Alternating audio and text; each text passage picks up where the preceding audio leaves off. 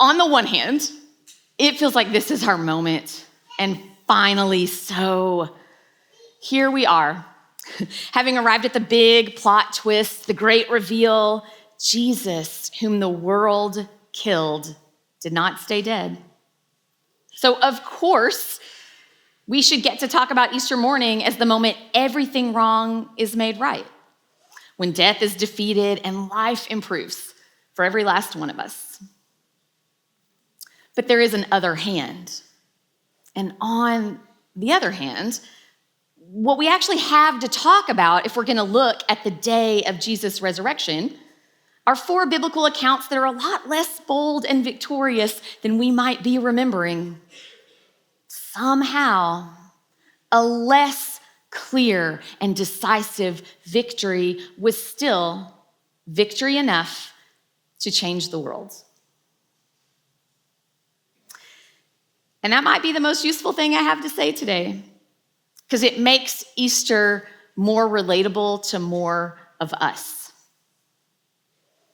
Easter doesn't have to feel like a celebration if that's not what you feel.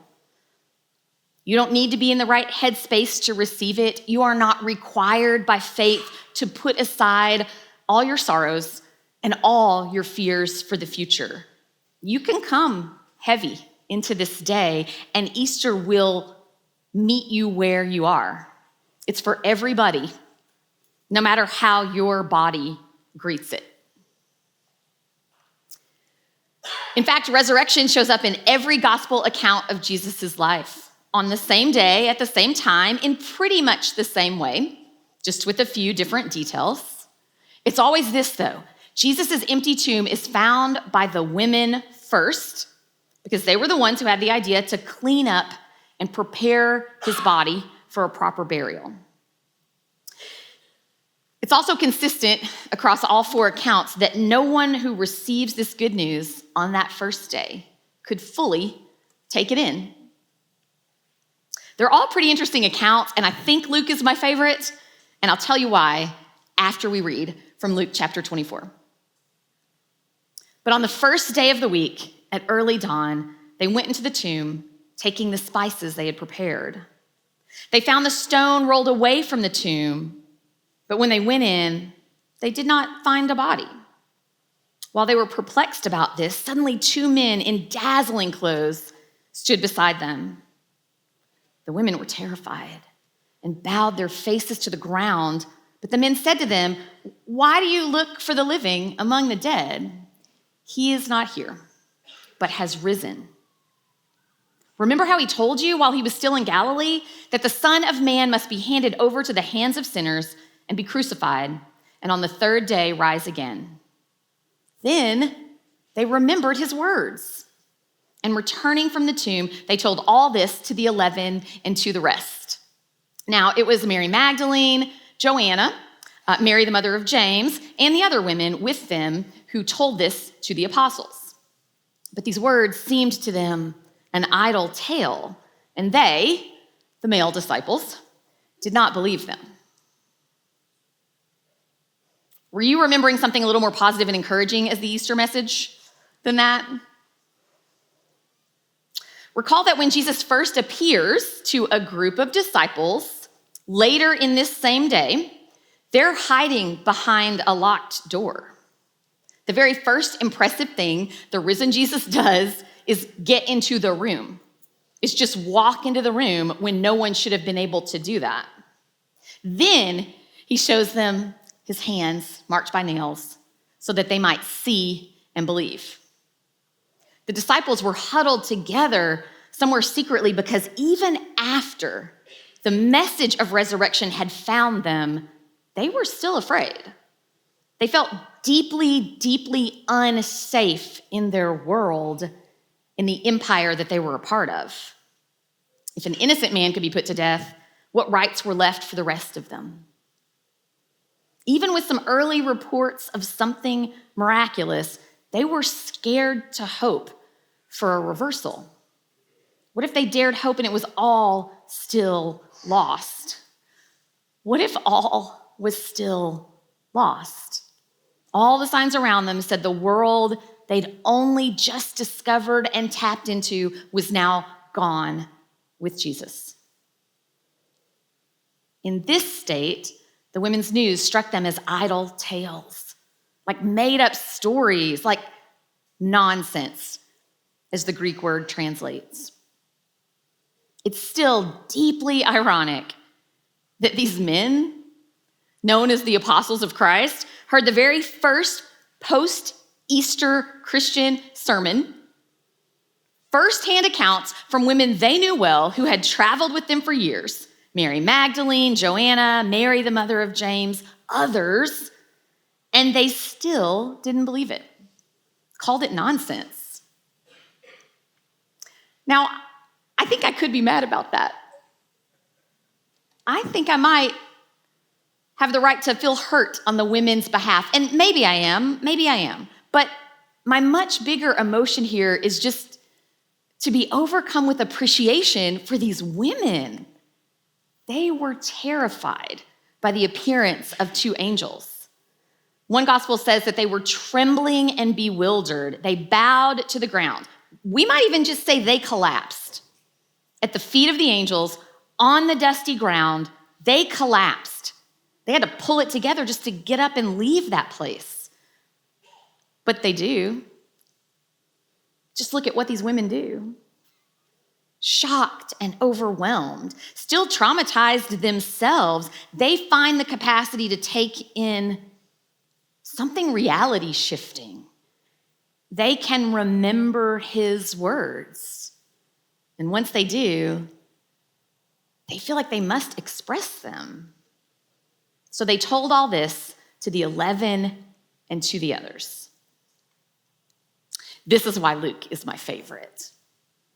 It's the picture of these wrecked women, completely not at their best, suddenly remembering what Jesus had already told them.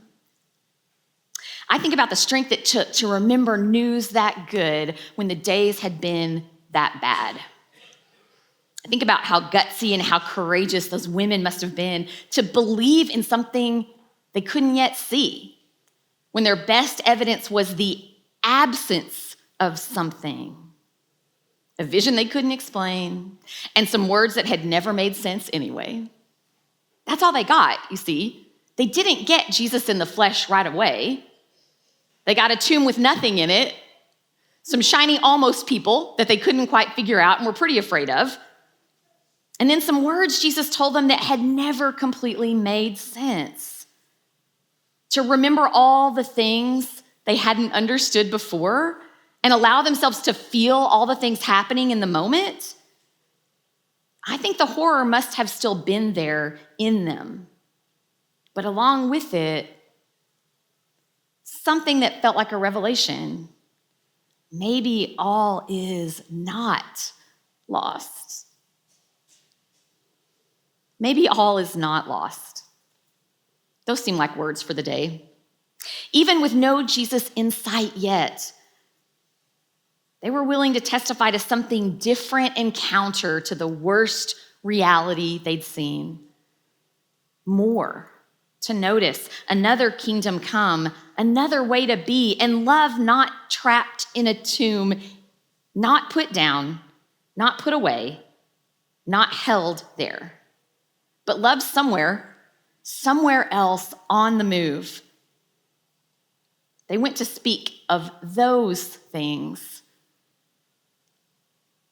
And no denial or dismissal could erase their tales. So much of what Jesus preached on earth seems like idle tales right now. Like love for enemies. Where do we actually see that in play? Anywhere. In the United States right now, we can't even love our fellow citizens very well. Things Jesus said, like turning the other cheek, like not matching force for force, but meeting violence with nonviolence. You just don't see that play out a lot. Things Jesus said, like not putting ourselves first and not even wanting to be that far ahead of the others. Well, that kind of sounds like crazy talk, frankly. frankly, when compared to the American dream. All who lift themselves up will be brought low, and the least among you will become the greatest. I know that Jesus said those things. I agree with them in my head. I just don't see them so much in the world. Most days to me, if I'm really honest, it feels like the people at the bottom just keep falling further down. And the very deepest things Jesus taught are disbelieved and then disproved by a whole lot of leaders who claim Jesus' name. I just don't see resurrection out there all the time. But then comes another Easter to remind us. All the idle tales were true today. They were true on this day and for every day after. Jesus makes all the most unlikely and most beautiful things true. Jesus makes all the dead things new. With his life, through his death, into his life again, Jesus makes the nonsense of love into truth. Truth that we can testify to, even when it's not well received. Even when it just feels like idle tales we're telling ourselves to get by. I mean, even if that is what we're doing. Because after all, isn't that how we'd remake the world in God's likeness? By telling better stories than the reality we've seen. By telling stories about selflessness and true community, about hands extended to neighbors and to enemies, about compassion with no strings attached. Those are inspirational examples just because they're not especially common. But they still have the power to move us because something in us knows they could be. They could be for us and among us. They could help mold the world we want to make. Every time we tell one of those tales, that was a lot for my East Texas accent. When we tell the tales and someone else starts to imagine that more might be possible, even if that someone has not seen the more for themselves yet. That's the world we want to make. Only if there are angels in your head will you ever possibly see one, wrote Mary Oliver. I think that's true. The idle tales are really important stuff. And friends, it's a big job to keep telling idle tales, to be absolutely irrational about who deserves love and acceptance. It's everybody. And who gets rights and values? Again, it's all the people. About how far can we stretch the resources we already have to make more? All the way. They will stretch all the way. It is the nonsense of love that says there will be enough if we try to live this way. Contrary to the 5 fish and 2 loaves you see, the scraps will hold for the whole crowd, and there will be leftovers. It helps to know that Easter is a whole season you get to meet and not just a day. I think it's real appropriate that in the church calendar, Eastertide lasts longer than Lent. Lent is what leads us here. It's 40 days. It's pretty long. Eastertide is 50.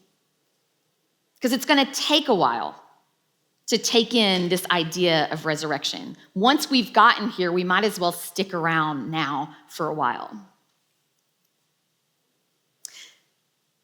We need the 50 days because resurrection isn't only one event, it's a practice we remember ourselves into each year. Resurrection as a spiritual practice has to catch us. And then it has to do its work in us before it can speak out of us. It also helps to remember that while death is defeated, it's not going to go down or away without a fight. That's just a little bit of common sense encouragement to tell you that we should not expect all good days just because we get to be Jesus's people.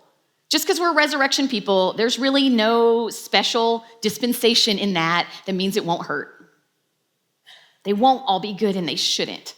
Not when injustice still plays loose and fast with human lives. Not when system cave-ins and social collapses are inevitable results of things human beings do. Whatever's coming for us is still coming for us. And some days, maybe soon, all we'll be able to register will be signs of death around us. It happens in all human lives.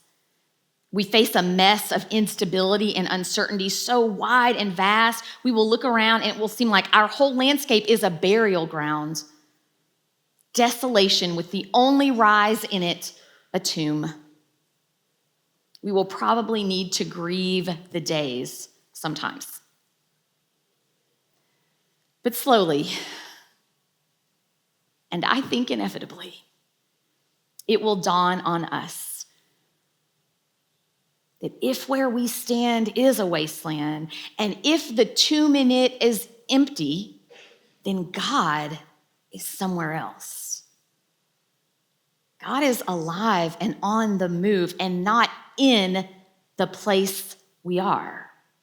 Not inside any dying system, but alive. Alive elsewhere. And God is always calling us to be where God is. God is not in the endings that people make, not in the bleak landscapes we create, not in the future we've been willing to settle for. God is still here with us. But as love, God is on the move, away from the places that deal in death and celebrate death and recall death, but into the places where the new is already growing. Into places where new life has real meaning. Now, we're going to have to help make that place as soon as we can perceive it. We're going to have to look at it, move closer to it, and then start building the way with the tales we tell, with the stories we put together, with the language and the love we choose. We're going to need a whole lot of good stories to populate our imaginations of this new life, of this resurrected place. But I think we have it in us. Like the women, I think we can be very persistent tellers of idle tales. I think we can do it.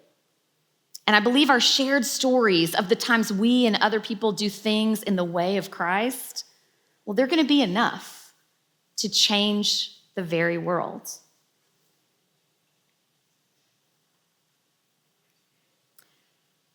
Friends, I invite you this day into some nonsense, into some absolute holy nonsense, to embrace love when it seems like that is a folly, to go high when others go low, but soft when others go hard.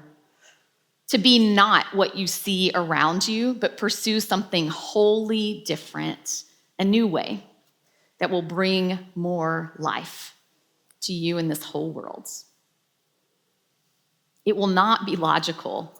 It will not always be rational. It will be nonsense a lot of the time, but I promise you, it will not be idle. Your tales will matter, as will every act of love.